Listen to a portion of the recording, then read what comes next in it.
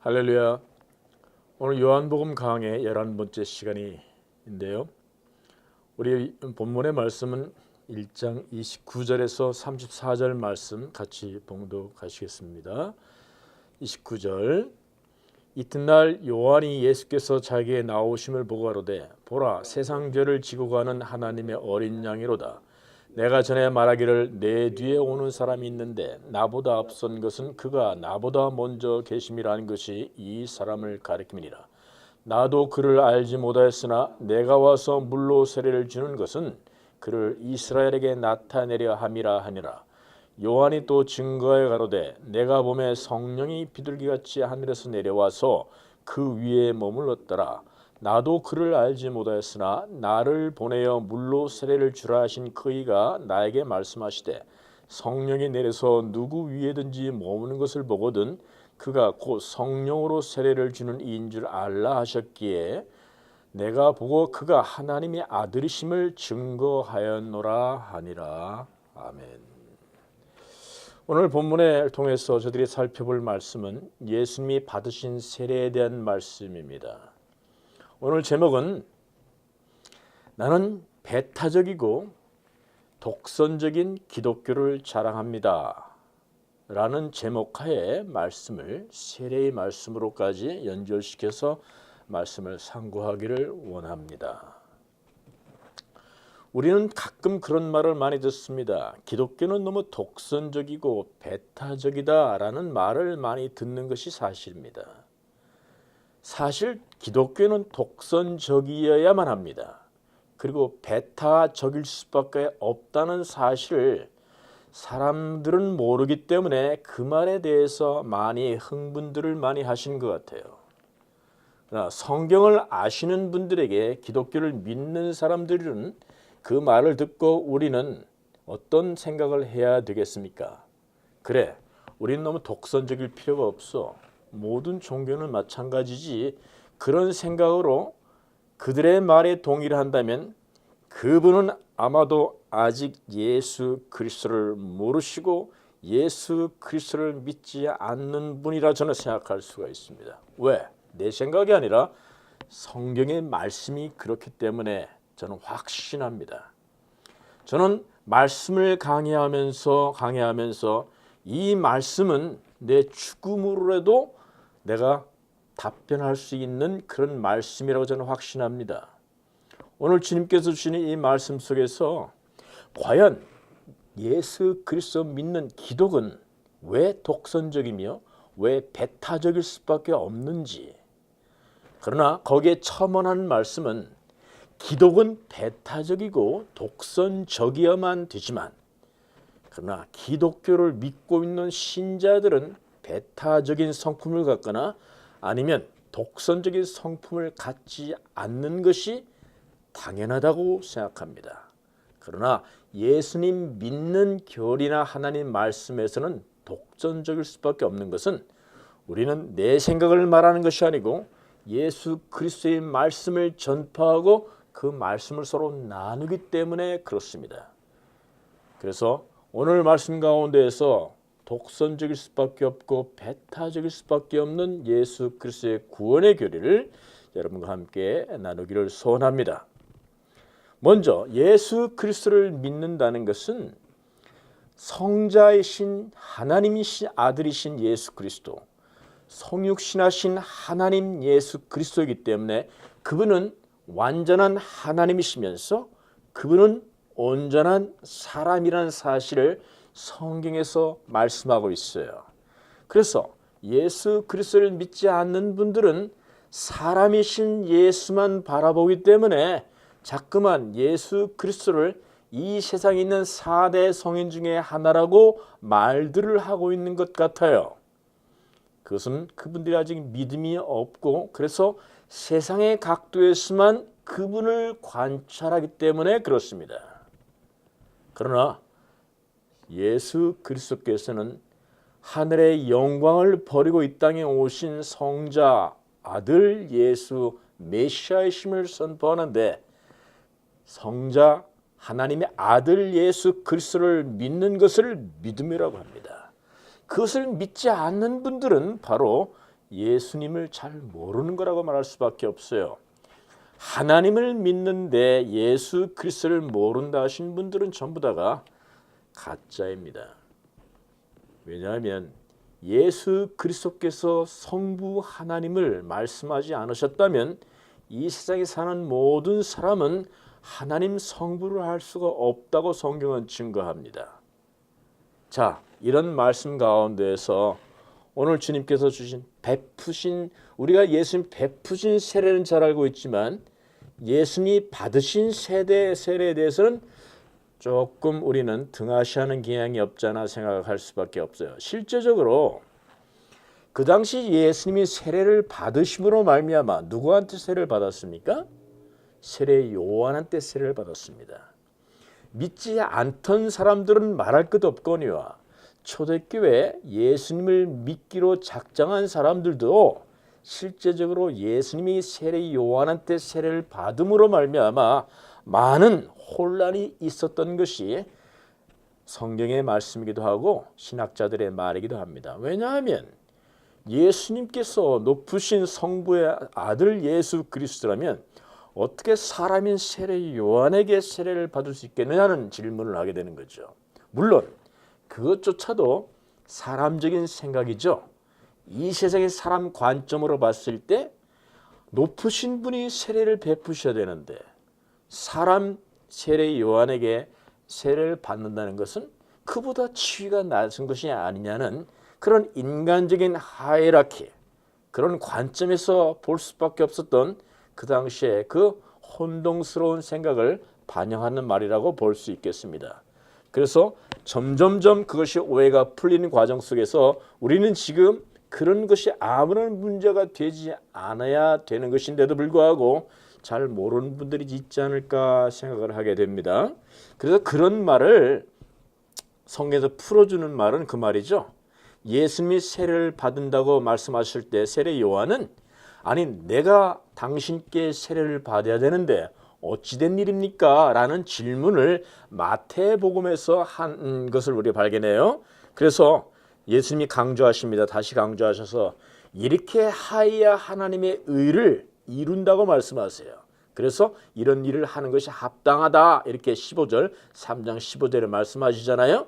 예수께서 대답하여 가라사대 이제 허락하라 우리가 이와 같이 하여 모든 의를 이루는 것이 합당하니라 하신데 이에 요한이 허락하는지라 이렇게 말씀을 증언한 말씀을 볼 수가 있습니다. 어쨌든 오늘 이 말씀을 저들이 보면서 첫째 번 세례에 대한 말씀을 나눠봤습니다. 우리는 지금까지 1장 속에서 머무는 것 같지만 1장 가운데 있는 그 중요한 용어들을 살펴보는 말미암아 우리가 앞으로 요한복음을 이해하는데 굉장히 중요한 말씀들을 살펴보았습니다. 그럼에도 불구하고 아직 그 용어에 대한 단어의 정리를 하지 않은 부분도 많이 있어요. 의인이란 말이 무엇인가, 의롭다는 말이 뭔가를 우리는 옛날 성경 공부를 많이 다뤘지만 지금 유튜브에 나가서 듣는 분들은 이런 말씀을 새롭게 들을 수가 새롭게 생각할 수가 있겠죠. 의롭단 말이 무엇인가? 또 여기 세상 죄를 지고 가는 하나님의 어린 양이라는 말씀을 할 때 그 죄에 대한 부분이에요. 무엇이 죄인가? 그래 앞으로 저희들이 이런 생각을 해봤습니다. 요한복음을 강의를 하고 있지만 그 사이에 중요한 성경적인 어휘에 대한 풀이가 있어야 되겠다. 사람들이 사람의 관점에서 성경을 보려고 하기 때문에 성경을 모를 수밖에 없어요. 그러면 성경을 풀을 수가 없어요. 세상의 관점, 땅의 철학, 이 땅의 사고방식으로 하나님 말씀을 도저히 이해하지 못합니다. 여러분, 돌 김용옥이라는 철학자가 쓴 요한복음 강해도 있어요. 그분은 굉장한 이 세상의 실력자예요. 이 세상 철학, 동양 철학의 모든 철학을 다 섭렵하신 양반이에요. 이번에 하버드에서 철학 박사학위를 받았다고 하는데, 근데 그분 하나님 믿는 사람이 아니에요. 그런데도 불구하고 그가 쓴 요한복음 책이 나온다고 그래요. 유튜브에 보면 요한복음 그분 강의한 것도 많이 있어요. 수십만 명이 거기다 이렇게 다 비유를 받더라고요.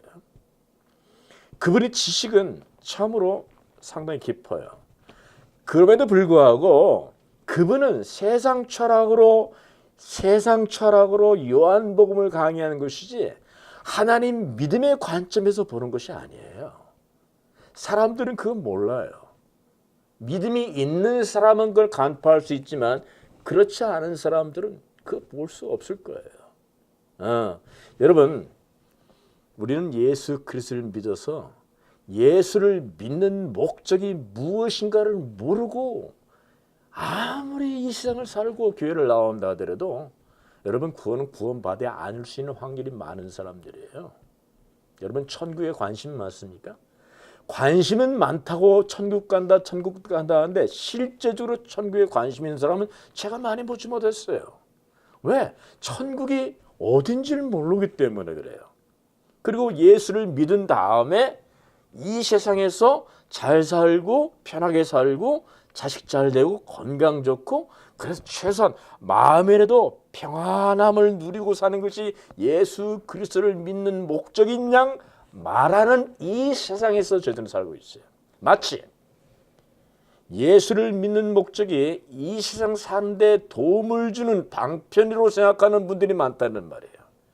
물론 그런 부분들이 세컨더리 아니면 터질 네 번째, 세 번째 올 수 있어요. 하지만 예수 그리스도를 믿는 목적, 프라이머리, 첫 목적은 그게 아니잖아요.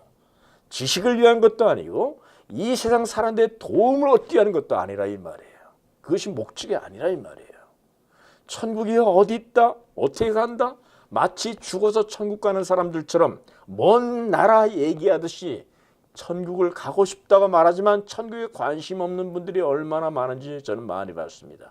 마치 예수 그리스도를 믿어서 그런 분들은 천국도 그렇게 이 세상에서 잘 살고 편하게 사는 것이 연장선인 것처럼 그 천국을 가고 싶다고 생각하는 것 같아요. 여러분 그게 아니라면 여러분 천국 가기 싫겠어요? 그분들은 아마 그럴 거예요. 그런 거 아니라면 천국 가기 싫겠는데요. 그렇게 볼 수 있을 거예요. 정말이에요. 이거는 굉장히 심각한 얘기입니다. 그래서 오늘 주님께서 말씀하신 주님이 세례를 받으신 이 세례, 지난주에는 이 세례에 대해서 앞으로 그 용어에 대해서 그래서 짧게 용어에 대한 말씀을 이렇게 나눠서 여러분에게 이렇게 보여드리는 시간이 있으면 좋겠다는 생각을 해서 그걸 준비하려고 합니다. 그런 다음에 그 같이 들으면 좋겠어요. 그 말씀과 함께 그리고 요한복음 강의 전체에서 볼 수 있는 그런 입체적인 각도에서 말씀을 살펴보면 마음이 도움이 될까 생각합니다. 그래서 오늘 말씀은 세례에 대한 말씀이에요. 지난주에 세례에 대해서 말씀드렸죠. 그 세례가 뭐라고 말씀드렸나요? 세례라는 것은 예수님과 우리가 연합되었다는 것을 이제 세례 의식으로 말미암아 하나님 앞에 신앙 고백이면서 이 세상에 사는 모든 세상에 향하여 나는 예수와 연합되었음을 선포하는 의식이라 말씀드렸습니다. 맞습니까? 그래서 거기에 세 가지 연합이 있다고 말씀드렸습니다. 첫째 번째 연합은 뭐라고요? 예수와 함께 우리는 죽었다는 거예요. 예수가 나와 합하여 죽었다는 거예요. 우리 실체 목숨을 끊어지지 않았습니다. 그러나 우리는 믿음으로 말미암아 예수와 함께 연합되어서 예수님이 죽으신 것과 함께 죽었다는 말씀을 살펴보았습니다. 그래서 로마서 6장의 말씀을 살펴보았죠. 그리고 우리는 예수님이 부활하신 것이 우리는 믿습니다. 그래서 우리는 부활하지 않았어요.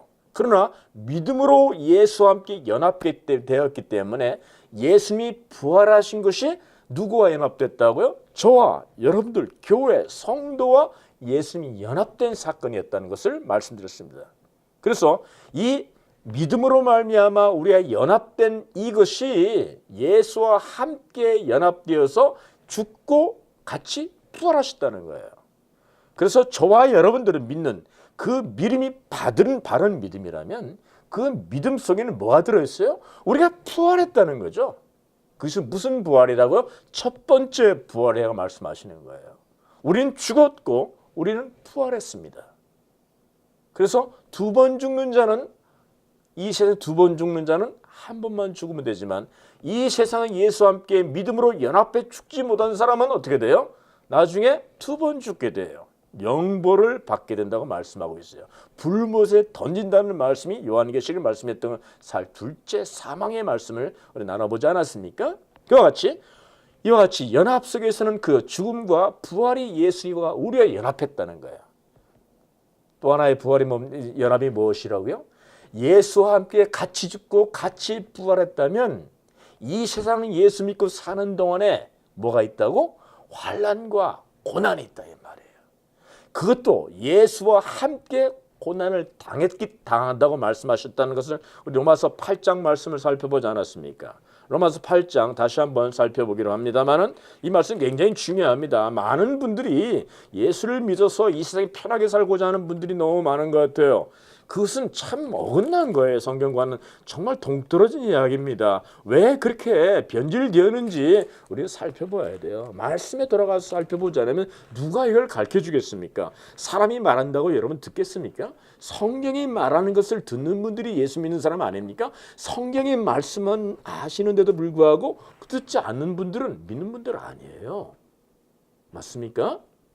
그래서 성경 말씀에 돌아가서 이 말씀을 살펴보는 것이 너무나 당연한 일이에요. 그리고 이 말씀을 들을 때 여러분들이 새롭게 깨닫고 그 믿음이 돈독하게 되는 역사가 있으면 바람입니다. 자녀이면 17절, 8장 17절 자녀이면 또한 후사, 곧 하나님의 후사. 이게 연합됨으로 말미암아 예수 그리스도와 함께한 후사라고 말씀하잖아요. 그 연합이잖아요. 함께한 후사를 받는 거예요. 그런요. 그 혜택을 다 받는 거예요. 예수님의 혜택을 다 받는 거예요. 우리가요. 같이 죽고 같이 부활한 때. 이것이야말로 우리가 앞으로 계속 살펴볼 말씀이니까 잘 기억해 두시기 바랍니다. 왜 신앙생활을 하는지, 신앙생활의 목적이 어디 있는지 여러분 잘 생각하고 답변하실 수 준비하시기 바랍니다. 우리가 그와 함께 영광을 받기 위해 연합이죠. 연합된 영광이잖아요. 받기 위해 고난도 함께 받아야 할 것이니라 말씀하셨어요. 예수님께서 제자들에게 3년 반 동안 사역하신 후에 이제 떠나실 날이 다가왔습니다. 예수님께서 말씀하십니다. 이제 내가 곧 죽으러 간다고 말씀하셨을 때 그들은 놀랐어요. 그런데 주님께서 말씀하셨습니다. 이것을 그들에게 말씀하시기를 내가 이제 예수님 죽으러 간다 말씀하실 때 너희들이 지금부터는 편하게 되는 게 아니라 환난을 당한다고 말씀하고 있죠. 요한복음 16장 33절입니다. 이것을 너에게 이르면 너희로 내 안에서 평안을 누리게 하려 함이라. 그런데 세상에서는 너희가 환난을 당하나 담대하라. 내가 세상을 이겼노라 하시니라. 예수님을 따른 제자들이 이제부터 환난을 당하는 거예요. 환난을 모면하는 게 아니에요. 예수를 믿음으로 말미암아 환난을 당하는 것이지 모면하는 게 아니에요. 베드로서 후서 3장 20절에는 그런 말씀합니다. 너희들이 환난을 당할 것인데 환난을 당하는 것을 이상히 여기지 말라라고 사도 베드로가 말씀하셨습니다. 찾아보시기 바랍니다. 나중에. 그래서 우리는 이런 얘기할 때 그런 환난을 당해야만이 하나님 후사를 얻는다? 그런 말이 아닙니다. 고진감래가 아니에요. 이것도 또 잘못된 인식이 있어요. 사람들은 고진감래, 이 세상의 사고방식이죠. 열심히 고난을 당하고 나중에 그럴 때에는 달콤한 일이 온다는 거예요. 그런 사고방식이 아닙니다. 아니에요. 그게 아니고 예수님과 함께 연합되었기 때문에 그 연합된 속에는 이 세상 속에 상하는 곤란이 다 그 속에 들어있다 이 말이에요. 같이 함께 들어있다 이 말이죠. 원래 곤란을 당하기 때문에 나중에 고진감래에서 얻는 것처럼 어떤 행복이 온다 그런 말이 아닙니다. 그는 이 세상 사고방식이고 이 세상 철학이죠. 고난은 젊어서 고난은 사사한다는 말이 이 세상 얘기라 이 말이에요. 그런 얘기가 아니에요. 기독교는요. 응? 그래서 우리가 주님께서 주신 이 연합성의 세례에는 그래서 연합이 되었다는 사실을 세례에서 발표하는 거라고 말씀드렸으니까 세례를 받음으로 말미암아 그런 복이 온다는 얘기가 아니죠. 그러니까 이미 우리는 믿음으로 말미암아 연합되었은 것을 이제 세례 의식을 포해서 밖으로 공표하는 선언 의식이라 이 말이에요. 세례는요. 그것이 믿는 자가 받는 세례라 이 말이죠. 분명하죠? 그러니 우리는 우리 힘으로 된 게 없어요. 내 힘으로 되는 게 없어요. 천국 가는 거 내 힘으로 되는 게 아니고 오직 예수의 은혜, 그가 믿음을 주시게 하시고 일을 다 해놓으시고 이루었다 말씀하시고 그 이루신 말씀을 우리에게 주셔서 믿음을 만드시고 그 은혜에 의해서 믿음의 은혜로 말미암아 또 우리를 또 견인같이 끌고 가신 거예요. 우리를 주님께서. 은혜가 왕노릇해서. 그래서 우리를 완성시키는 분도 하나님이시오. 시작한 분도 하나님이시오. 처음이시고 알파 오메가 되신 예수 그리스도이심을 우리는 여러 방편에서 말씀을 볼 수가 있습니다. 오늘 그래서 근데 주님이 받으신 세례의 의미는 뭡니까? 우리는 죄인이었다가 세례를 받아 예수 믿어서 죄인이며 세례를 받는 건 당연한 일이잖아. 그거는 있을 수 있는 일이라고 생각하는데 예수님이 죄가 있으신 분인가요? 죄가 없으시잖아요. 근데 그분이 세례를 받으셔야 되고 왜 사람으로부터 오해까지 받아야 되냐 이 말이에요. 예수님은 오해를 받으신 거예요. 오히려 예수님 믿으라고 이 땅에 오셨지만 사람들은 세례를 받음으로 말미암아 많은 사람이 예수를 떠났죠.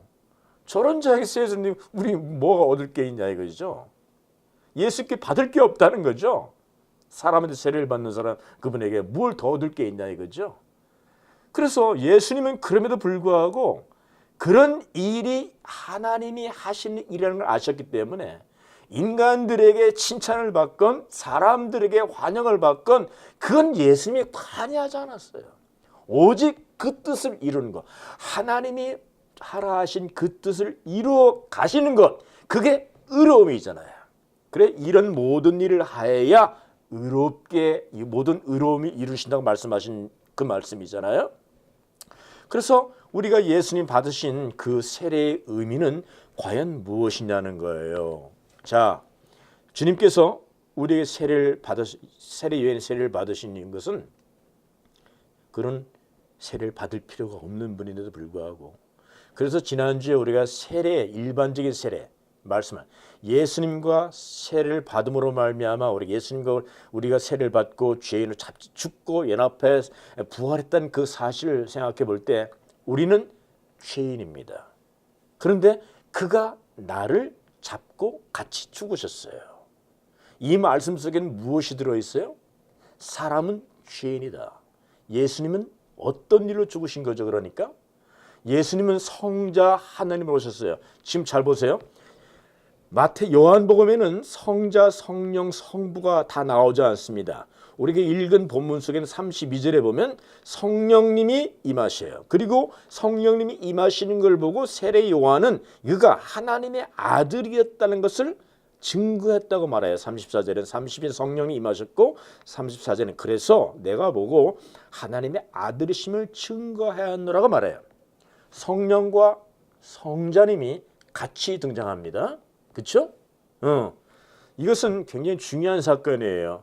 그런데 마태복음 3장에 보면은 예수님의 세례 사건 속에서 성부, 성자, 성령님이 함께 임재하심이 선포되어집니다. 우리 살펴볼까요? 마태복음 3장 16절, 17절에 보면 그 말씀이 나와 있잖아요. 예수께서 16절 세례를 받으시고 물 위에서 올라오실 때 하늘이 열리고 하나님의 성령이 비둘기같이 내려 자기의 임하심을 보시고 여기에 마가복음에서는 빛이 있었다고 말씀하셨어요. 라이트닝. 여기는 빛이 나오지 않죠? 근데 마가복음은 빛까지 등장했습니다. 영광의 빛이시죠. 17절에 보면은 하늘로서 소리가 있어 말씀하시되 이는 내 사랑하는 아들이요 내 기뻐하는 자라시나. 누구의 말씀이에요? 성부 하나님의 같이 임하신 사건을 볼 수 있어요. 그래서 여기에 보시면은 이 세례 사건 속에서 성부, 성자, 성령님이 같이 동시에 임재하시고 여기 누구를 선포하세요? 하나님 아들, 예수가 하나님 아들이라는 걸 선포하신다 이 말이에요. 이것이 세례의 의미라 이 말이죠. 예수 세례 받으신 의미는 바로 하나님 아들이심을 이 세상에 선포하시는 것이고 요한복음에는 사람인 세례 요한이 하나님 아들임을 증거했다고 말씀한다 이 말이에요. 이것이 굉장히 중요한 사건이지 않습니까? 그래서 예수님이 세례를 받으신 것은 이제 어떤 의미예요? 하나님의 아들 되신 분이 이 땅에 내려오셨는데 죽을 때 십자가에 돌아가셨어요. 자, 하나님의 아들로 오셔서 죽을 때도 아들이시지만 그때는 어떤 신분으로 돌아가셨어요? 십자가에 돌아가셨을 때는 하나님 아들로 돌아가셨지만 그 아들이 뭘로 된 줄 아세요? 죄인의 신분으로 내려가신 것이잖아요. 아시죠? 그것이 바로 그러니까 십자가에 돌아가신 예수님은 죄로 말미암아 처벌받으신 거잖아요. 기억하십니까? 예수님은 인간의 죄로 말미암아 처벌을 받으시고 그리고 하나님으로부터 버림받은 사건이에요. 십자가의 사건은요. 그런데 지금 십자가에 가기 전서부터 주님은 오셔서 하신 일이 뭐예요? 갑자기 자기 죄를 이 사람들이 죄를 지고 간 것이 아니라 지고 십자가에 갑자기 올라가신 게 아니라 오실 때부터 계속적으로 주님은 성육신하신 목적이 뭐죠? 죄인들의 죄를 짊어지고 올려가려고 오신 것이잖아. 그렇잖아요? 그러니까 예수님께서 십자가에 올라가시기 전에 세례를 받으신 사건은 인간들의 죄를 뒤집어 쓰고 물로 들어간 사건의 표시라는 거죠. 그렇죠? 그러니까 예수님께서는 그 일을 하시기 위해서 지금 물로 들어간다는 것은 죽는다는 의미니까. 근데 이러한 일들이 갑자기 신약에서 만들어진 얘기가 아니잖아요.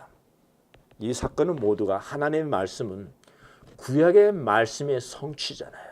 그래서 우리는 이 말씀을 살필 때 구약의 말씀과 함께 살피는 것이 하나님께서 우리에게 주신 말씀이니까.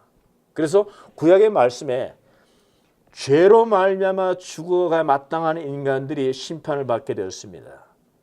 어떤 심판이었죠? 홍수의 심판을 받게 됐잖아요. 창세기 7장, 8장에 나오는 말씀인데요. 그런데 방주에 들어간 노아는 죽지 않고 살았습니다. 그런데 방주의 의미가 뭐죠? 그것인가? 방주. 노아는 누구로부터 구원을 받은 것이죠? 누구를 믿은 것이죠? 그 방주가 누굽니까? 물은 죽는 것이에요. 노아의 방주에 들어가지 않은 모든 기식하는 동물과 사람은 다 죽었죠. 죽었다 이 말이에요. 근데 방주 속에 들어가 있는 노아의 가족 8가족만 다 살았습니다. 그러니까 그 방주는 무슨 역할을 하는 것이죠? 구원의 방주죠. 그 방주는 뭐의 상징이죠? 예수 그리스도의 상징이죠. 그러니까 물에 들어가서 세례받은 것이라고 얘기하죠. 그래서 노아의 홍수 때 물에 들어가서 방주 속에 들어가 있는 거예요. 물에 들어가는데 죽지 않다라는 거예요. 다 죽었는데 노아의 8식구만 살았다는 거예요. 이것은 바로 구원을 표하는 그것이 세례 사건이라고 얘기하죠. 그것을 갖다가. 그래 구약에서도 예수 그리스도를 믿어 물에 들어갔다 이 말이에요. 누가? 노아의 가족이. 그런데 살았다 이 말이에요. 누구 때문에? 방주 때문에. 예수 때문에. 물은 죽음을 말하는데 방주 때문에 살아 나왔다는 거죠. 이게요. 보세요. 창세기 7장 8절 7장 한번 보기 바랍니다. 창세기 7장에 보면은 그 말씀 속에 7장 1절에 보세요. 여호와께서 노아에게 이르시되 너와 내 온 집은 방주로 들어가라. 내가 이 세대에 앞으로 의로움을 내가 보았음이라 하시면서 이제 방주로 들어가라고 하십니다. 8장 1절에 보면 하나님이 노아와 그와 함께한 방주에 있는 모든 들짐승과 육축을 건념하사 바람으로 땅에 불게 하시며 물이 감화했고 기품이 샘과 하늘의 창이 막히고 하늘의 비가 그치매 이제 물이 그쳤습니다. 물이 그치기 전에 어떤 일을 기술하였습니까? 20절 7장 20절 21절 보세요. 물이 불어서 15규빗으로 오르매 산들이 덮인지라 땅 위에 움직이는 생물이 다 죽었으니 곧 새와 육축과 들짐승과 땅에 기는 모든 것과 모든 사람이라 육체에 있어 코로 생물의 기식을 호흡하는 것은 다 죽었더라. 기식하는 모든 동물은 다 죽었다라고 선포하십니다. 다 죽었어요. 물에 들어가 다 죽었다 이 말이에요. 그런데 방주에 있는 사람만 살아 올라오더라는 거죠. 그렇죠? 이것이 바로 방주가 예수 그리스도다. 예수 그리스도께서 그들을 살렸다는 걸 말하고 있습니다. 이 말씀이 구약의 말씀이 신약에서는 어떻게 연결되는지 찾아보기로 합니다. 베른전서 3장 20절 말씀에 보면 전서 3장 20절, 배전 3장 20절 381페이지에 관해 있습니다. 그런데 그들은 전에 노아의 날 방주 예배할 동안 하나님의 오래 참고 기다리실 때 순종치 아니하던 자들이라 방주에서 물로 말미암아 구원 얻은 자가 몇 명이니 겨우 8명이라. 지금 노아의 방주를 사건을 말씀하시면서 구약에 있는 그 오래전의 말씀을 지금 사도 베드로가 그 말씀을 풀어줍니다.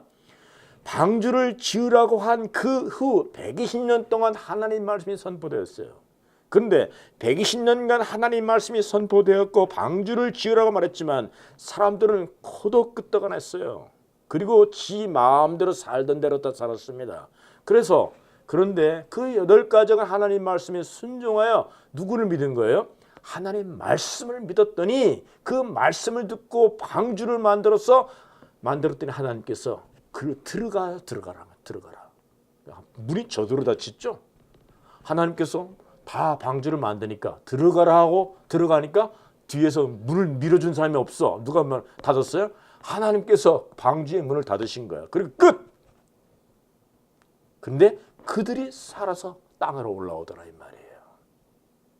이 사건을 두고 사도 베드로는 뭐라고 하냐면 이렇게 얘기해요. 21절.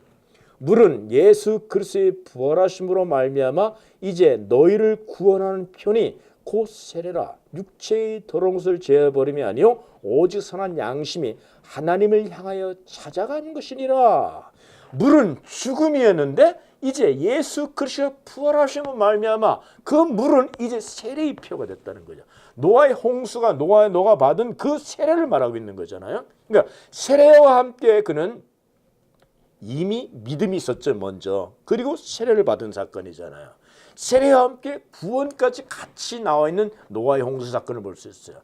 세례 그리고 노아, 믿음, 세례, 구원, 그것이 방주, 예수 그리스도를 믿는 믿음의 세례, 구원의 세례였다고 말씀하고 있는 걸 말했어요.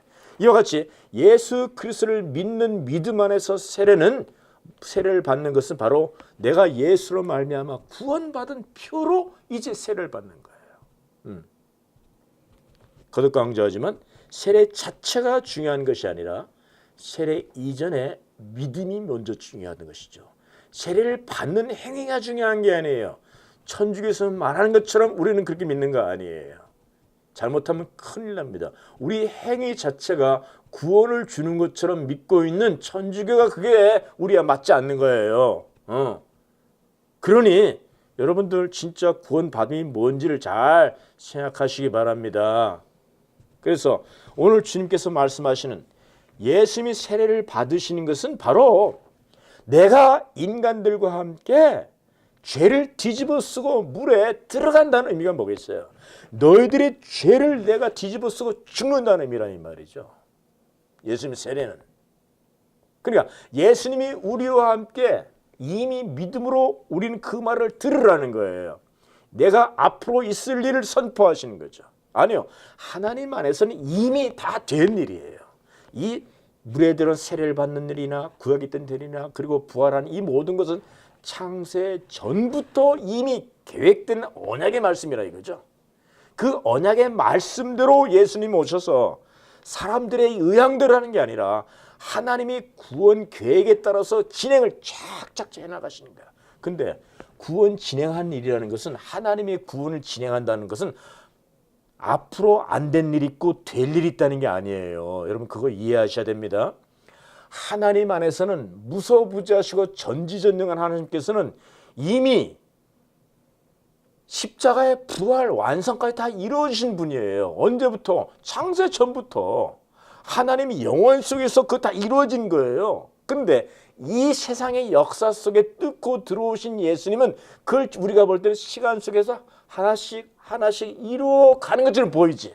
그리고 앞으로 이룰 것처럼 보이지. 아니요. 하나님 안에서는 이미 예정된 거잖아요. 예정된 것을 이미 이루신 건 줄 믿으시기 바랍니다. 그거는 신학어로 이렇게 표현해요. 신학 언어로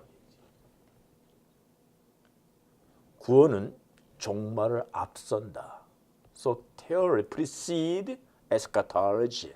그러니까 우린 종말이 와서 구원이 이룬 것처럼 생각하잖아요. 그건 이 세상의 관점이야. 그거는 이 세상의 관점. 근데 하나님의 관점에서는 이미 종말 전에 구원이 다 앞선 거예요. 그분이 하나님이에요. 우리는 그분을 믿는 거예요. 이런 각도에서 세상 관점으로 하나님을 바라보면 알 수가 없어요. 하나님의 관점을 알고 이 세상을 해석해야지. 이것이 문제죠. 이것이 안 되는 거야. 믿음이 없으면 그게 안 되는 거예요. 종말도 창조도 마찬가지야. 창조가 종말에 앞서는 게 아니고 종말이 창조에 앞서는 거라 이 말이에요. 창조하시기 전부터 이미 종말이 왔고 구원이 이루어진 거예요. 하나님 안에서는. 근데 이 세계 뚫고 들어오신 예수 그리스도, 하나님이 성육신하신 그 영원, 묵시세계에 계신 영원 하나님, 영원이라는 것은 시간 개념이 아니죠. 초월 시간이 영원이니까.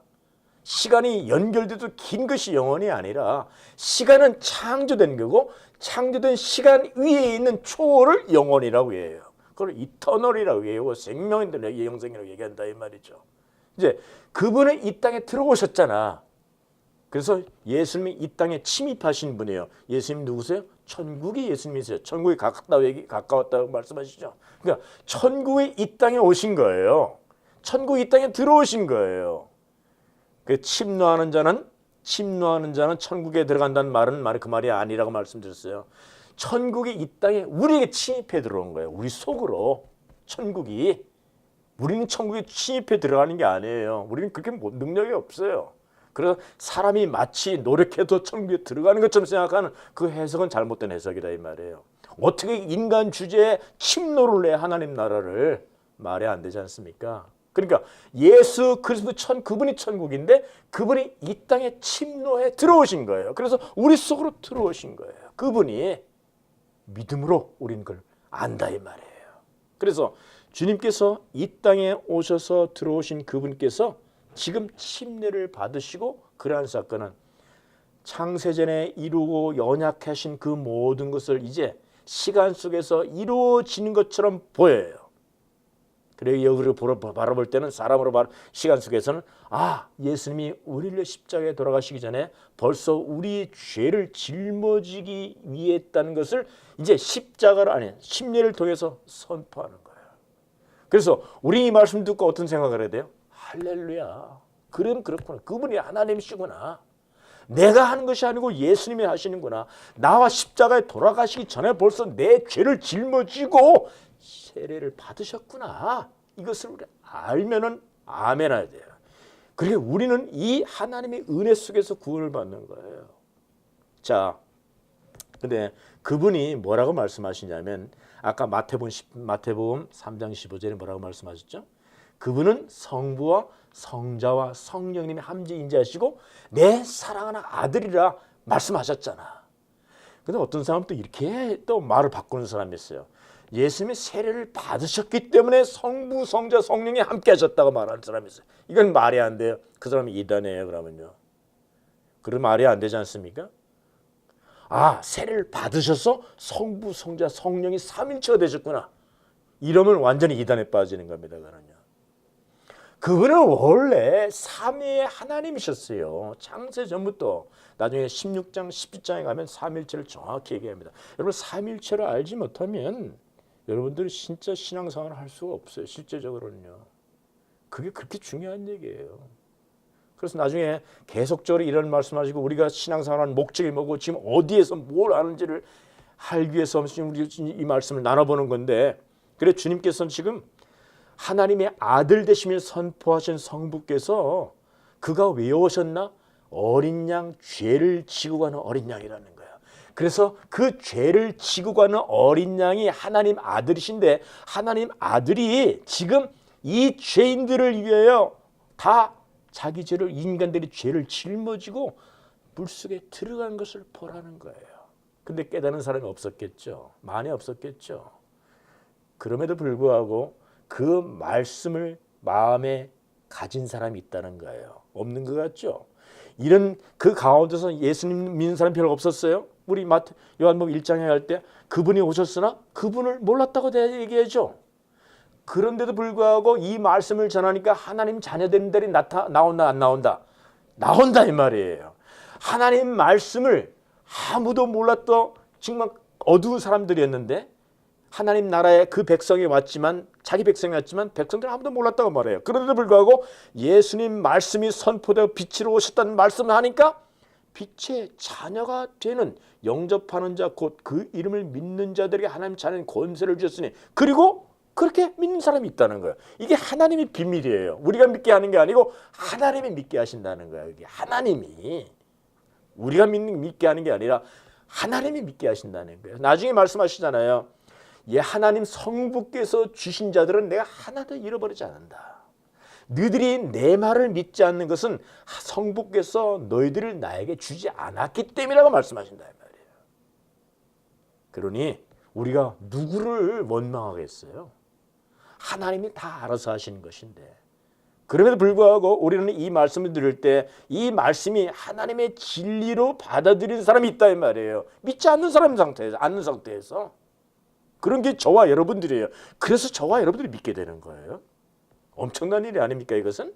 그러니까 하나님 말씀을 등하시하고 하나님 말씀을 다 알았다는 오만을 떠들거나 그럴 수 없어요.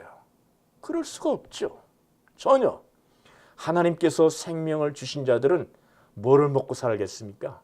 빵과 떡을 먹고 사는 게 아니라 하나님 말씀을 계속 먹고 살게 돼 있는 것이 하나님의 뜻이었다 이 말이에요. 내가 하나님을 믿는 백성이라고 말하는 믿음의 고백자라면 하나님 말씀을 가져다 주면은 덥석 먹게 돼 있다 이 말이에요. 근데 그걸 먹기 싫어한다? 여러분 우리 자신을 살펴 내가 하나님 말씀을 먹기 좋아하는지 싫어하는지 잘 살펴봐요. 여러분들 착각 속에서 지옥 갈 수 있어요. 하나님 믿고 있는 것처럼 생각하는 사단의 유혹에서 사단의 유혹입니다. 착각이고 그건 일루전에 속한 거예요. 그렇지 않아요. 그래서 큰일 납니다. 하나님을 믿는다고 고백한 사람은 하나님 말씀에 들어오게 되어 있어요. 하나님 말씀을 듣게 되어 있어요. 하나님 말씀을 갖다 먹여주는데 그 말씀을 왜 안 먹겠어요? 근데 먹기 싫어하는 사람이라면 아직 하나님 말씀이 들어가지 않은 사람입니다. 그럼에도 불구하고 각성하여서 내가 그렇다면 다시 하나님 말씀을 듣겠다. 하나님 말씀 진리니까. 진리라는 게 뭡니까? 여러분 진리가 뭐예요? 하나님을 믿는다는 게 뭐예요? 여러분요. 하나님 예수를 믿는다는 게 무엇입니까? 뭘 믿는다는 거죠? 빵 줄 걸 믿어요? 잘 살 걸 믿어요? 그게 믿음 아닙니다, 여러분요. 믿음이라는 것은 그분을 믿는다는 것은 왜 믿어요? 그분이 진짜라는 거예요. 그분이 진리, 그분은 거짓말할 리가 없다. 그게 믿는 거예요. 그래서 믿는 거예요. 그렇죠? 그분은 거짓말할 리도 없고 가짜일 리도 없고 속일 쓰고 속이는 분이 아니야. 그분은 온 진실하시고 그분만 말씀 이 우주 가운데서 진실하시고 진리이신 그분만이 진리시야. 나는 그걸 믿어. 그게 믿음이에요. 그게 믿음이에요. 그런데 그분이 그런 분을 믿는다면 그분이 말하는 걸 어찌 안 받아들이지? 그거 어떻게 안 받아들일 수 있어요? 그분이 진리이고 그분이 진짜라고 했죠. 알레테노 알레테야. 그분이 그림자 실제야. 예수님이 그분 실제야. 그렇다면 그분이 말하는 것을 어떻게 우리가 마음으로 받아들이지 않겠어요? 머리로 받지 못한다 하더라도 마음으로 받을 수 있는 것이 믿음이니까 마음으로 받아들이면 이해가 되는 거예요. 왜? 이 세상에 없던 하나님 나라가 내 속에 생긴 거니까. 예수님 하나님 나라가 없을 때에는 하나님 나라 인식이었기 때문에 이 땅에 사고방식만 가서 사는 거예요. 사람은요. 근데 하나님 침노, 예수님 하나님 나라가 천국이 내 속에 침노의 손에 들어왔기 때문에 어떤 하나님 나라가 내 속에 생긴 거라 이 말이죠. 그러면 하나님 나라가 생겼다면 내 속에는 이제 하나님 나라의 인식이 있을 수밖에 없다 이 말이에요. 어떻게? 하나님 말씀을 듣고 새기고 할 때마다 이 하나님 나라가 내 속에 왕성하게 일어나는 것을 느껴지거든. 알게 되니까 내 속에 하나님 나라가 커가고 있다 이 말이죠. 하나님 나라 내 속에 확장되는 거예요. 우리가 하나님 나라 확장이라는 의미는 지역적인 확장도 있지만 실제적으로 내 속에 들어오는 하나님이 나를 다 잡아먹는 거예요. 옛 땅에 있는 옛 나라를 다 잡아먹는 거예요. 옛 땅에 살고 있던 그 땅에 이 땅에 살고 있던 옛 나라를 하나님 나라가 다시 오셔서 내 속에 오셔서 그 나라를 자꾸 잡아먹는 거예요. 그래 내 땅, 내가 점점 하나님 나라로 확장시켜가는 것이 제일 중요해요. 여러분 하나님 나라가 여러분에서 확장되지 않는데 밖에 나가서 확장되는 게 여러분 뭐가 중요해요? 여러분 다시 생각해 보셔야 되지 않겠습니까? 선교를 하고 하는 게 좋은 일이지만 여러분 남존을 시킬 수 있어요. 근데 여러분 스스로가 여러분 속에 들어온 하나님 나라를 확장하는 것이 여러분 더 중요한 거 아니겠습니까? 그런 의미에서 우리는 하나님 나라가 이미 이 땅에 온 것이요 내 속에 들어있다 이 말이죠. 그래서 주님께서 오늘 세례를 받는 사건은 이런 의미에서 하나님 아들 되시고 성령 되시고 영의 속에 계신 분이 아니에요. 이분들이요. 영 속에 계신 분들이 이분들이 영 속에 그 세계 속에 우리를 끌고 들어가겠다는 거 아니야. 그분들이 티끌인 우리 같은 존재를 여러분 이걸 생각해 보셔야 돼요. 그저 예수 믿어서 조금 더 잘 먹고 좀 편하고 여러분 아니 그럴 예수를 왜 믿어요? 가서 열심히 일하세요. 돈 많이 벌고. 참 답답하다는 말이죠. 참 답답해요. 왜 그렇게 믿는지. 그래 주님께서 오신 것은 그 너희들을 위해서 내가 죽겠다고 선포하시고 그래서 이런 하나님이 있습니까? 하나님의 아들 성삼위 하나님 영원 속에 계신 그분들이 티끌 가운데 티끌 같은 이 죄인들을 위해서 죽으시고 부활하시겠다는 이 뜻, 그 나라 데려가기 위해서 이 티끌 같은 존재를 갖다가 하나님 영의 세계 속에서 하나님 아들들이 되게 해서 영 속에서 영원 속에 살게 하겠다는 이 뜻이 여러분 어느 뜻인가를 한번 머리를 조금만 생각해 보세요. 어떤 건지 감이 잡히지 않습니까? 야 이거 큰일이네 이거. 이런 일이 있을 수 있을까? 여러분 생각해 보세요. 생각 있잖아요 여러분요. 머리 좋잖아요. 그런 정도 생각은 다 상상할 수 있지 않겠습니까? 그런데 그분이 와서 죽는다 이 말이에요. 누구를 위해요? 죄인들을 위해 죽는 사람을 위해 죽는데요. 세상에 이런 일이 있을 수 있냐 이 말이에요. 이게 있을 수 있는 일이냐. 그래서 배타적이라는 거예요. 그래서 배타적이고 독선적일 수밖에 없는 거예요. 아니 이 세상에 어느 신이 우상들이 여러분 신이 있잖아요. 우상들이 많이 있잖아. 우상을 믿는 사람들이 있어. 우상을 믿는 성도들이 많이 신도들이 많이잖아. 각 우상. 어느 우상의 신이 자기를 믿는 성도가 아니라 자기를 믿는 신도들을 위하여 죽는 신이 이 세상에 있어요? 누가 죽었어요? 어느 신이요? 불교 신이 죽었나요? 아니면 조상 신이 죽었나요? 우리를 위해서? 아니면 마음의 신이 죽었나요? 신도들을 위하여? 없어요. 미신 산신령이 죽었나요? 언제? 미신 믿는 사람들 위해서? 없잖아요. 뭐예요? 그 모든 우상의 신들은 신도들에게 굴림하죠. 굴림. 죽는 게 아니라. 여러분 그렇죠? 세상에 신라 법흥왕 시대에 1900년 전에 뉴스에 나오지 않았습니까? 신라 경주에 월성 성곽 있잖아요. 월성 성곽을 유물을 팠잖아요. 유물을 파다 보니까 거기 사람 타 죽은 두 구가 나왔어요. 1900년 전에 이야기를 해요. 그 법흥왕 때야. 신라 법흥왕 때. 법흥왕 때 그다음에 이제 좀 있으면 통일이 시작. 그때 월성 성곽을 짓는데 성곽을 잘 짓고 쓰러지지 않게 하려면 어떤 생각을 갖겠냐면 사람을 죽여버린대요. 태워버린대요. 그런 게. 이번에 확인된 거 봐 그게. 그냥 성곽을 만들고 성곽에 무너지지 않게 하기 위해서 사람까지 제물로 드리는 이 세상에 그 신들을 믿는 거 아니야 그 사람들이요. 그것처럼 이 세상의 신들은 우상들은 사람들을 잡아먹고 굴림하고 엎어놓고 다 희생을 강요하지 않습니까? 근데 예수 그리스도 하나님 성부 성자 성령께서는 인간 죄인들을 위해서 죽으시는 신이라 이 말이에요. 이런 신이 이 땅에 있어요. 자기 말도 안 되는 그 인간들을 위해서 신이 와서 죽으셔줘. 이런 신이 어디 있어요 도대체가. 그래 독선적이라 이 말이에요. 그래 배타성이 있어요. 예수 그리스도를 믿는 사람들은 이 배타적인 독선적인 예수 그리스도를 믿는 사람들은 모든 사람 다 받아들여야 떠요. 배타적이지 않아요 우리는요. 다만 우리는 예수 그리스도를 믿는 분이 믿기 때문에 우리는 그분이 하신 일을 그대로 선포하고 가감없이 선포하는 거예요. 우리는 배타적이 아니에요. 그래서요. 예수님이 배타적인 것이에요. 그분은 세상에 천상천하의 유아독진이라는 불교 부처가 천상천하 유아독진이라고 하는 반에 그건 배타적이라고 얘기 안 해. 그렇게 말해도 불교는. 아니 불교 인간 주제에 천상천하 유아독존이라고 말하는 불교에 대해서는 배타적으로 말하지 않아. 이거 얼마나 배타적이야 이 친구. 근데 예수 그리스도야말로 4대 성인 중에 하나란 말이에요. 말도 안 되는 소리 아닙니까? 정말 예수 그리스도야말로 천상천하의 유아독존 아니십니까? 그런 분이 예수님이시잖아요. 그래서 우리는 이분을 믿는 우리는 이 예수 그리스도시만이 오직 생명의 길이다. 이분을 아직 믿지 않는 분이라 하더라도 이 말씀이 구약에서부터 이 말씀이 쭉 강론해질 때 그렇구나 하고 깨달으시는 사람들에게 축원합니다. 그러면 그분도 여러분들이 믿게 되는 거예요. 그분을 믿게 되는 거예요. 그 하나님 말씀이 진짜야. 이 하나님 말씀이 정말이었구나. 이것은 역사를 관통하는 얘기이기 때문에 틀림이 없는 얘기로구나 하는 성경에 말씀하신 이 말씀을 듣고 그렇구나. 그분이 예수님, 그분이 진리구나. 받아들이라고 하나님께서는 기다리고 있는 거예요. 그걸 그렇게 깨닫는 사람에게 성령님이 오셔서 그분에게 생명을 주시는 거예요.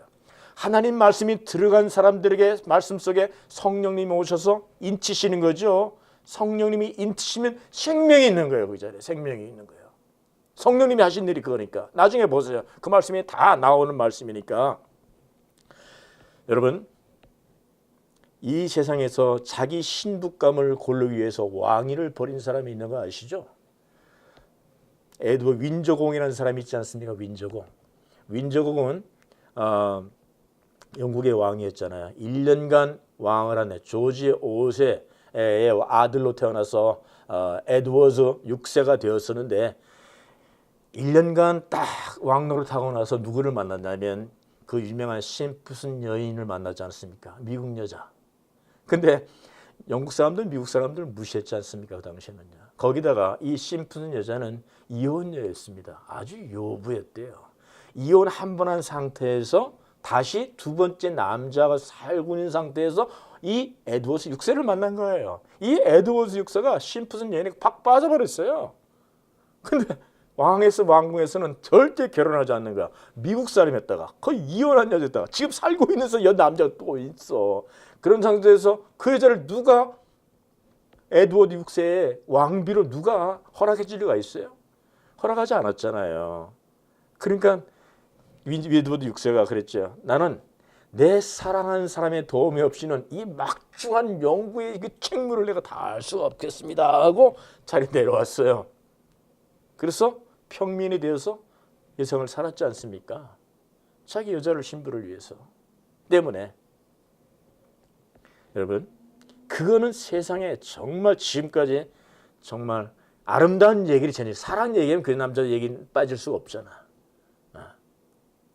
사람 얘기도 이렇게 크거늘 하늘의 왕자께서 이 땅에 누구? 그것도 죄인들을 위하여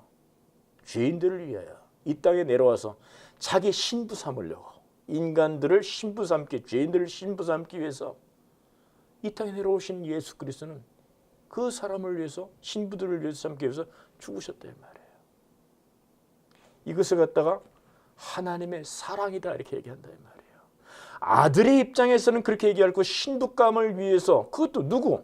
죄인들, 똑똑하고 선한 사람들이 아니고 그냥 죄인들이야 이건요. 그 로마서에는 그렇게 얘기하지 않습니까?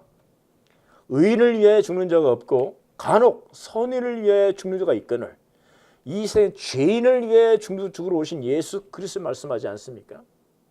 로마서 5장 6절에 우리가 아직 연약할 때 기약대로 그리스도께서 경건치 않은 자를 위해 죽으셨도다. 의인을 위해 죽는 자가 쉽지 않고 선인을 위해 용감히 죽는 자가 혹 있거니와 우리가 아직 죄인 되었을 때 그리스도께서 우리를 위해 죽으심으로 하나님께서 우리에게 대한 자기 사랑을 확정하셨느니라. 이래서 배타적이에요. 이래서 독선적이에요. 이런 사랑이 어디 있어요? 여러분이 이런 사랑을 느낄 때 정말 여러분은 아멘하고 받아들이는 그 축복이 여러분의 인생의 목적에서 완전히 이루어질 소원하시길 바라겠습니다. 정말 이것이 우리 인생의 목적이 돼야 됩니다. 여러분요. 우리는 모두 그림자를 따라가고 있어요. 모두가 다 없어지는 걸 따라가고 있으면서 진짜 그림자가 아닌 실제 예수 그리스도 그분을 왜 믿지 않느냐 이 말이에요. 나머지는 다 그림자예요. 여러분이 가졌던 거 다 그림자고, 여러분 명예 다 그림자고, 여러분 학력, 학식, 물질 다 그림자예요. 뭐가 낫습니까? 여러분 자신도 예수 믿지 않은 그림자에 불과해요. 생명이 없거든요. 끝나는 거예요. 그림자에 불과해요. 진리가 아니라 이 말이에요. 근데 예수 그리스도는 진리라 이 말이에요. 그분이 진짜 실제이며 생명인 게 진리라고 말해서, 생명이라는 게 뭐예요? 안 죽는다 이 말이에요. 그림자가 아니라 이 말이죠. 생명이라는 영원히 죽지 않는다는 말이에요. 나머지는 다 죽어요. 없어져요. 그림자에 지워져요. 그런데 예수 그리스도를 어찌 안 믿고 살 수 있겠습니까? 이 말씀이 여러분들에게 정말 도전이 되기를 원해요. 아들의 입장에서는 신부감을 골라고 이렇게 했지만 하나님 성부의 입장을 생각해 보세요. 지금 성부께서 사랑한 내 아들을 선포하셨으니까 아들의 입장에서는 그렇지만 성부 아버지 입장을 생각해 보세요. 자기 아들을 죽인 사건 아닙니까? 누구를 위하여? 죄인들 때문에 자기 아들을 죽일 수 있습니까? 한번 가정해 보세요. 여러분 사랑한 독자들이 있어요. 독자가 있지 않습니까? 여러분 사랑한 아들이 있어요. 근데 아들이 있는데 여러분 가보로 중여기는 정말 여러분 가보 그것 없이 못 사는 황소가 있다고 생각해봐. 황소가 뭐 황금을 낳아주든 뭐든 간에 황소가 있는데 가보 중에 가보야. 근데 너무나 아끼는 거야. 근데 그 가보 중에 가보에는 황소가 없으면 안 돼. 못 살아. 근데 갑자기 병이 걸렸어. 황소가. 응? 근데 한의원한테 가보니까 그 동물 닥터한테 가보니까 살리는 방법이 있대. 그게 뭐냐? 한약을 지어 먹으면 살리겠대. 비싼 한약. 그래 한약을 지어 먹어봤어. 살아 죽어? 아직 못 하고 있는 거야. 그 다시 찾아가. 어떻게 하면 좋겠냐고. 이제는 한약이 안 되니까 저 바다에 있는 그 바다의 그 왕인 고래의 간을 먹이면 된다. 그 비싼 돈을 주어갖고서 고래의 간을 빼갖고서 황소를 먹여 살리려고. 그래 살아 죽어. 또 죽어가고 있어. 안 돼. 다시 찾아갔어. 다른 사람이. 어떻게 하면 살리겠냐고. 이 나의 가보 중에 가보인 이 황소가 살지 않으면 우리는 다 망한다고. 그랬더니 그거 하는 말이 당신의 아들이 있는데 그 아들을 잡아서 한번 먹여보면 혹시 살지 모르겠다고. 여러분 아들을 죽여서 아무리 중요한 가보에 황금을 낳는 그 황소를 할더라도 자기 아들 죽일 수 있어요? 그런데 성부 하나님 아버지께서는 인간 죄인을 위하여 자기 아들을 죽일 수 있다는 사실에 대해서 여러분 어떻게 생각하십니까? 누구면 할 수 있을까 이거를요? 어떤 우상의 신이 이걸 할 수 있어요? 모든 우상의 신들은 군림하려고 했는데 오직 성부 성자 하나님께서만이 이 땅에 오셔서 그 능력으로 생명의 능력으로 살릴 수 있으시니까 그분만이 자기 아들을 죽이신 거 아니에요. 죽이신 게 중요한 게 아니에요. 살리신 게 더 중요한 거예요. 살리신 게. 우리를 살리기 위해서. 그래서 살릴 수가 있으니까. 그 길만이 인간 죄인들을 하나님 영원한 세계 속에서 영의 몸으로 만들어서 같이 거할 수 있는 처소잖아요. 창세기 나중에 요한복음 14장 처소 얘기를 나오잖아요. 처소 얘기. 그게 우리 신앙의 목적이지 않습니까? 성경은 그걸 강조하고 있다 이 말이죠. 여러분 어떤 예수님을 믿고 계셨습니까? 혹시 어떤 사람이 배타적이나 그런 말을 할 때 여러분 그것이 마음에 걸렸습니까? 왜 너희들만 잘났다고 하느냐? 여러분 우리는 잘난 사람들이에요. 진짜예요.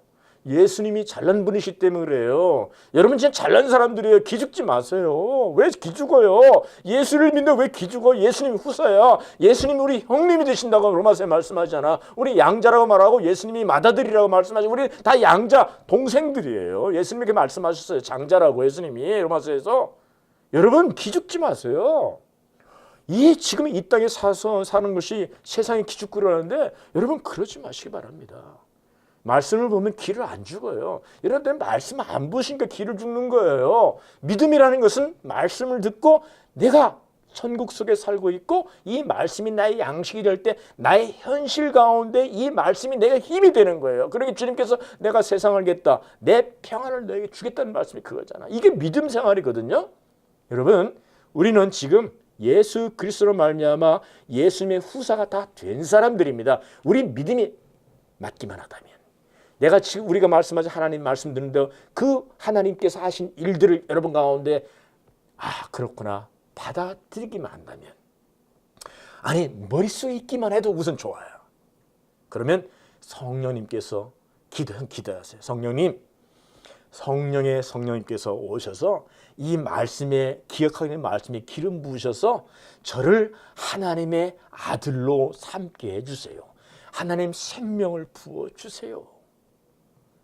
그러면 사랑하는 하나님께서는 저와 여러분들을 생명을 주셔서 티끌 같은 이 세상에 왔다가 티끌 속에 살다가 티끌로 그냥 사라지는 것이 아니라 영혼의 생명을 받은 영의 몸으로 만드셔서 우리를 이 땅에 사는 것이 아니라 하나님 세상, 하나님 나라 속에 같이 하나님과 거할 수 있는 그런 존재로 만들겠다는 것이 예수 그리스도시라는 것을 여러분 반드시 마음에 새기시기를 주님의 축원합니다.